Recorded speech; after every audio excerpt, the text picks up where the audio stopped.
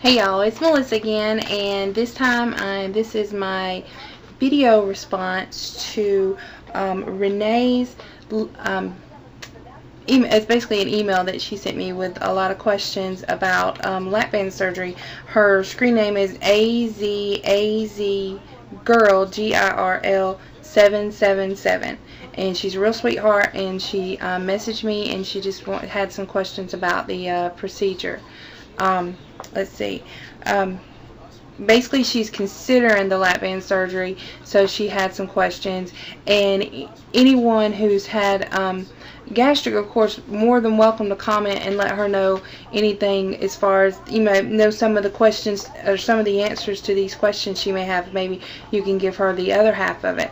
I'm basically just answering from my experiences and basically my point of view. I'm not, of course, I'm not a medical professional or anything like that. But anyway, I'm going to go ahead and start because I don't know how long it's going to take. She says, question number 1, I'm concerned because I've been told that you should not drink anything during your meals and up to 2 hours after meals. How is this possible? She says she lives in an extremely hot climate and she's not used to going that long of a period without drinking anything. Okay. It is very important that you do not drink with your meals. However, 2 hours, I've never heard that long of a time. My surgeon normally is like anywhere from 15 minutes before drinking, 15 minutes before eating, or 15, and then after 15 to 30 minutes after eating. Believe me, if you drink with meals, you will slime. You will find out why you're not supposed to drink with meals. But 2 hours, that just seems like a very long time.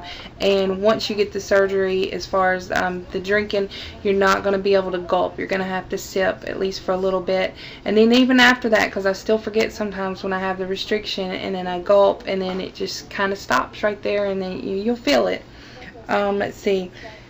Number 2, I also been advised that you should only eat 3 meals a day. Is this really possible? Won't you be starving all the time? When you are starving, how do you maintain the self-control to eat a little? Is it really hard? Okay. As far as the 3 full meals a day, I can't always do 3 full meals a day. I know that's bad, but I can't do it because it's just I do, when I first get up, I do a slim fast, and then when because the restriction is so tight first thing in the morning, the only thing going through is liquids.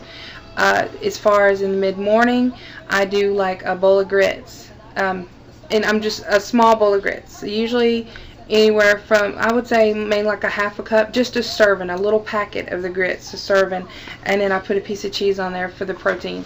But that's what I do for mid-morning, and then after that, I'm not really hungry during the day. And as far as the starving, you will have head hunger, and you will have hunger before the restriction starts. There will be a lot of hunger, so you do have to fight through that. A lot of the bandsters refer to it as bandster hell.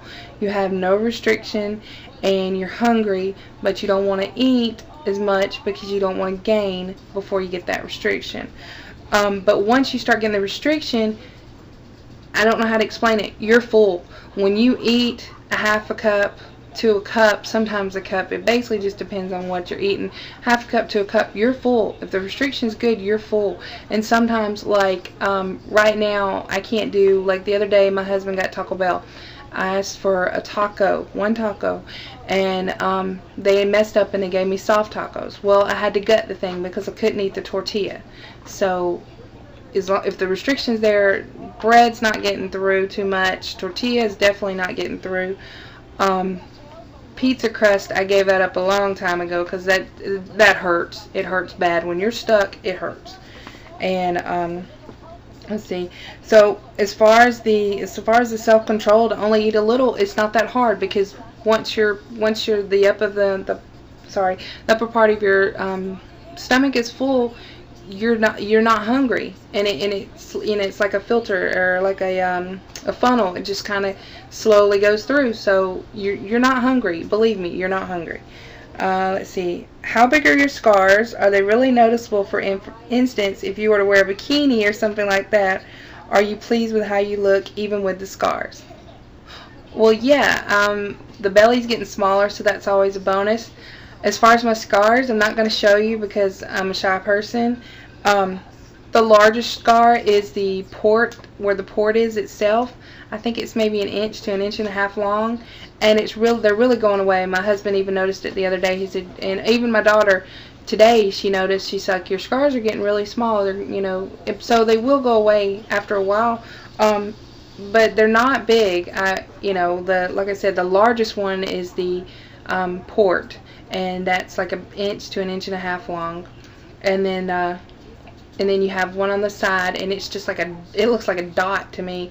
And then there's one right above your, right below your rib cage, and it's not even 1/2 inch long. And there's one a little bit further down, like I said, not even 1/2 inch long. And there's one on the right hand side, and again, it looks like a dot. So they're not really big at all. The reason I'm not going to show my scars is because of stretch marks, because I don't want anybody to see those. That's bad. It says, I'm very concerned about cheating. It seems that cheating is easy to do on the lap band system because all that you need is to consume liquids to cheat.